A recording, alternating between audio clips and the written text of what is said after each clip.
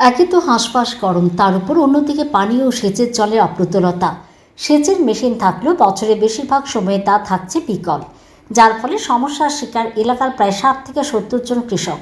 সমস্যা থেকে নিরসন পেতে বৃহস্পতিবার সড়ক অবরোধ করলেন ভুক্তভোগী জনগণ। ঘটনা সোনাপুরা নগর পঞ্চায়েতের ধুলিয়ায় মাস্টারপাড়া এলাকায়। সোনাপুরা আগরতলা সড়কে সকাল 9টা থেকে প্রায় 2 ঘন্টা ব্যাপী চলে এই অবরোধ। অবরোধের খবর পেয়ে অবরোধস্থলে যান সোনাপুরা থানার ওসি তাপস দাসের নেতৃত্বে পুলিশ। খবর পেয়ে অবরোধস্থলে ছুটে যান সোনাপুরা নগর পঞ্চায়েতের ভাইস চেয়ারপারসন শাহজাহান মিয়া ও সেচ দপ্তরের মেলাঘর সাব ডিভিশনের এসডিও সঞ্জীব সাহা। আগামী এক সপ্তাহের মধ্যে এই সমস্যার সমাধানে আশ্বাস দিলে অবরোধ মুক্ত হয় সড়কটি।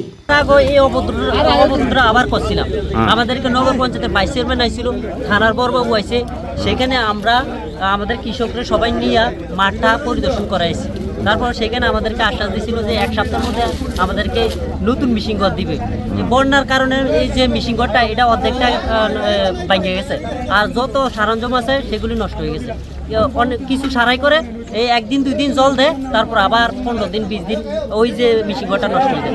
আমরা চাইছি যে ওই নিচু জায়গা থেকে উপর জায়গায় একটা মেশিন ঘর স্যাংশন করে লেগে মালিক টালিক সব ঠিক করছে, জায়গা টাকা সব স্যাংশন করে দিছে।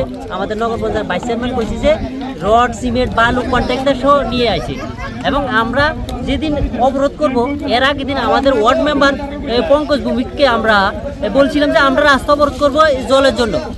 উনি বলছে যে রাস্তা অবরোধ করলে আমার কি, আমার কোনো সমস্যা নাই, তোমরা পারলে কি করো, রাস্তা অবরোধ করো, আমার কোনো সমস্যা নাই। এখানে এখানে একটা মেশিন ঘর আছে, এই একটা মেশিন ঘর 3টা ওয়াট মিললে সেখানে মানে মেইনলি মেশিনের ডিস্টারবেন্স থাকে। হ্যাঁ।